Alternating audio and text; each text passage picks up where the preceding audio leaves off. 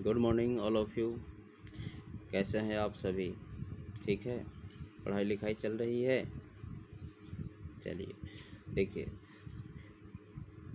जो भी आप लोगों को दिखाया जा रहा है, आपको समझाया जा रहा है, आप उसे भली भांति लिखिएगा, याद कीजिएगा। कोई प्रॉब्लम हो तो आप उस सब्जेक्ट के शिक्षक से, उस सब्जेक्ट टीचर से आप पूछ सकते हैं। उनका नंबर भी आप लोगों के पास उपलब्ध होना चाहिए। ठीक है, तो आइए आज हम लोग बात करते हैं क्लास 10th हिंदी क्षितिज और अध्याय 3। हम लोगों ने प्रीवियस वीडियो में देखा था देव के द्वारा रचित, ठीक है, देख लीजिए, देव के द्वारा रचित एक सवैया का अर्थ। आज हम लोग देखेंगे उन्हीं के द्वारा लिखा हुआ यह कवित, जिसका अर्थ हम लोग को अभी देखना है। ठीक है, तो आइए प्रारंभ करते हैं। पहला है डार द्रुम। मैं इस वीडियो में आपको डार द्रुम से लेकर और चटकारी दे यहाँ तक का अर्थ लिखवा दूंगा। ठीक है, डार द्रुम पलना बिछौना नौ पल्लव के, सुमन झिंगोला सोहे तन छवि भारी दे। अरे देखिए, धीरे धीरे समझाते हैं। मैंने सहूलियत के लिए यहाँ पर ही कुछ अर्थ लिख दिए हैं ताकि आपको परेशानी नहीं हो। देखिए, डार द्रुम, द्रुम का अर्थ होता है पेड़, वृक्ष। डार मीन्स डाली, वृक्ष की डाली। पलना मतलब पालना, बिछौना बिछावन, नौ पल्लव मतलब नए पत्ते, वृक्ष में जो नए नए पत्ते आते हैं वो हो गया नौ पल्लव के। सुमन झिंगोला मतलब सुमन का अर्थ होता है फूल, पुष्प। झिंगोला मतलब झब्बेदार, जैसे झब्बेदार कुछ पुष्प ऐसे होते हैं जो झब्बेदार होते हैं, झब्बा में ही होते हैं। ठीक है, सोहे तन छवि भारी दे। सोहे मतलब अच्छा लगना, तन मतलब शरीर, छवि मतलब संपूर्ण चेहरा। संपूर्ण चेहरा का अर्थ होता है जब वह झिंगोला जैसा वस्त्र, बसंत रूपी बालक। ठीक है, मैं बताना यहाँ पर भूल गया हूँ। देखिए कि यह पूरा कविता जो है बसंत रूपी बालक पर ही केंद्रित है। जैसे कवि देव ने बसंत को एक बालक के रूप में ही प्रदर्शित किया है। ठीक है, बसंत का अर्थ वसंत ऋतु, ऋतुराज, ऋतुओं के राजा वसंत ऋतु। तो बसंत को एक बालक के रूप में उन्होंने दर्शाया है। ठीक है, मतलब उसी बच्चे के लिए वृक्ष की जो डालियां हैं वो पालने का काम करती है, नए पत्ते बिछावन का काम करते हैं, और पुष्पों का यह जो झब्बेदार है झुंड है, ठीक है, वह उसके शरीर की शोभा को और बढ़ाता है। पवन झुलावे हवाएं उसको झूला झुलाती है। केकी कीर मतलब तोता और मोर बतरावे देव, उससे बात करते हैं। यह कौन बतला रहे हैं? देव बतला रहे हैं, मतलब इसके कवि। कोकिल हलावे हुलसावे कर ताड़ी दे। कोयल भी हलसाती है, हुलसाती है। जैसे किसी छोटे से बच्चे को लेकर कोई खूब उसको अपने गोद में लेकर खिलाता है। ठीक है, और कर ताड़ी दे, और हाथों से चुटकी भी बजाती है, हाथों से तालियां भी बजाती है। आगे देखिए, पुरित पराग सो उतारो करे राइनोन। पहले मैं आपको सो उतारो करे राइनोन का अर्थ बता देता हूँ। जैसे घर में किसी छोटे से बच्चे को अगर नज़र लग जाती है तो उस घर की जो बड़ी औरतें होती हैं या कोई वृद्ध ही औरत कोई भी हो, वो जब उसको उसका नज़र उतारने का प्रयास करती है, किस चीज़ से?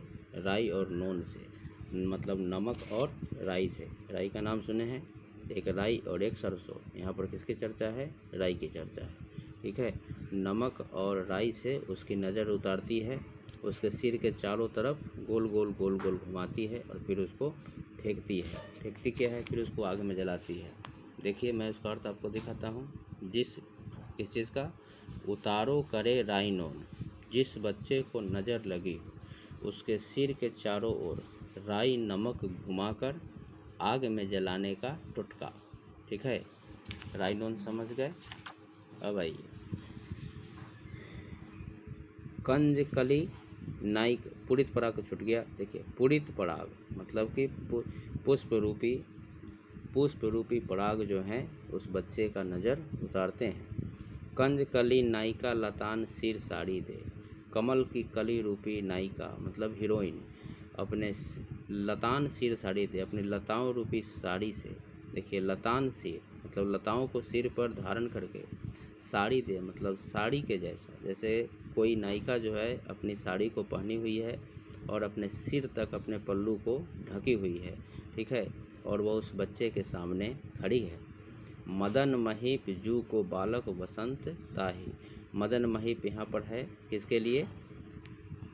देखिए क्या आया, मदन महीप जू को बालक बसंत ताही। मदन महीप का अर्थ हो गया यहाँ पर क्या चीज़? कामदेव, ठीक है। कामदेव रूपी, कामदेव ने बसंत बालक को, मतलब बसंत रूपी बालक को बड़े ही प्यार से हर प्रकार के गुणों से संपूर्ण कर दिया है। प्रातः जगावत गुलाब चटकारी दे, और सुबह सुबह, प्रातः मतलब सुबह, जगावत मतलब जगाना, गुलाब चटकारी दे। गुलाब चटकारी का अर्थ होता है गुलाब के जैसा चुटकी, ठीक है, गुलाब के जैसा चुटकी बजाकर जगाते हैं। ऐसा नहीं कि एक ही बार उसको पकड़कर झकझोर देते हैं, नहीं। अब हम लोग इसका अर्थ देखते हैं, ठीक है। देखिए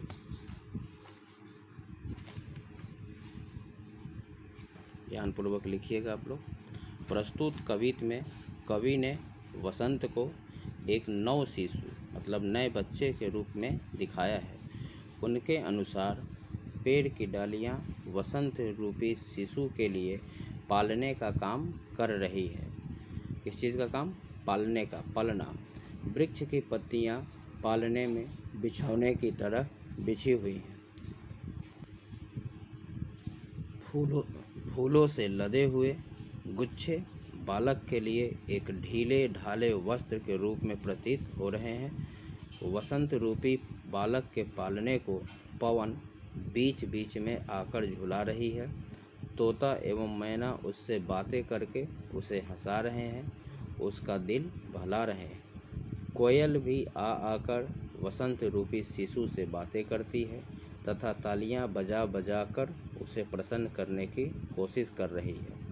पुष्प से लदी हुई लताएं किसी साड़ी की तरह दिख रही है, जो ऐसी प्रतीत हो रही है कि किसी नायिका ने उसे सिर तक पहना हुआ है। उन पुष्पों से पराग के कण कुछ इस तरह उड़ रहे हैं मानो घर की बड़ी औरत किसी बच्चे की नज़र उतार रही। कामदेव के बालक बसंत को रोज़ सुबह गुलाब की तरह चुटकी बजाकर जगाते हैं, ठीक है। तो आज हम लोगों ने इस वीडियो में देव के द्वारा रचित कवित्व का अर्थ देखा। अब हम लोग नेक्स्ट वीडियो में अंतिम कवित्व जो है इसका अर्थ देखेंगे, ठीक है। आप लोग आज जो मैं ये दिखाया हूँ वीडियो, आप लोगों ने जो देखा है इसका अर्थ ध्यानपूर्वक लिख लीजिएगा, और पाठ्यपुस्तक की पंक्तियों को भी मैं एक बार दिखा देता हूँ, ध्यानपूर्वक देख लीजिए आप लोग, और इसका अर्थ भी याद कर लीजिएगा। चलिए आज के लिए इतना ही, फिर मिलते हैं नेक्स्ट वीडियो में। धन्यवाद।